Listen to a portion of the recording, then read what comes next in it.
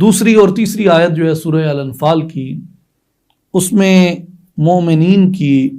صفات کو بیان کیا ہے۔ اب یہ 5 چیزیں آ گئیں: اللہ کی یاد سے دل کا ڈرنا، قرآن کی تلاوت سن کر، قرآن کی پیغام سن کر ایمان بڑھ جانا، اللہ پہ توکل اختیار کرنا ہر حال میں، بن توکل پنچھی اڑ دے پلے خرچ نظیرہ ہوں،